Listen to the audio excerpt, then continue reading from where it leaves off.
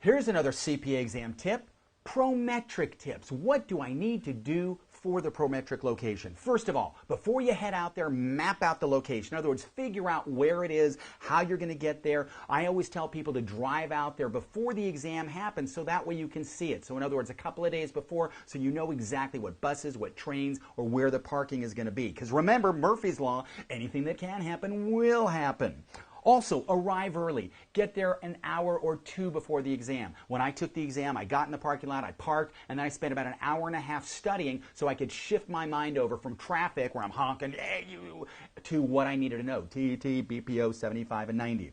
Also, it's imperative that you bring what you need. What does that mean? You need your notice to schedule, and you need 2 forms of valid ID. One has to have a photo on it. The other one could be like a credit card, but they have to be the same name as the name on your notice to schedule, or you will not be admitted to the exam. So it's important that you bring that, because if you forget to bring that, guess what?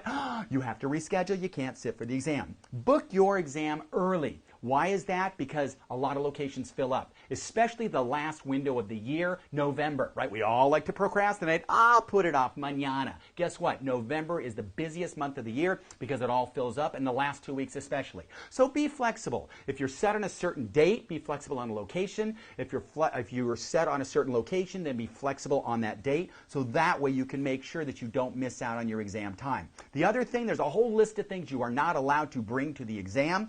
Books, briefcase, calculator, watch, cell phone. Hey Raj, quick question. Can you help me out? Is it C or B? Cigarettes. So if you're a smoker, guess what? You can't smoke for 4 hours. What does that mean? Put maybe the patch all over your body so you're not freaking out from nicotine withdrawals. Earplugs, food, beverage, handbags, hats, visors, jewelry. I had a student with dangly earrings. They were asked to remove them. If you wear a jacket to the exam, you have to wear the jacket the entire time. You cannot take it off and put it over your chair. If you want to get rid of the jacket, you have to sign out, put it in a locker, get back in line, sign back in, and guess what? It's you against the clock. The clock keeps running.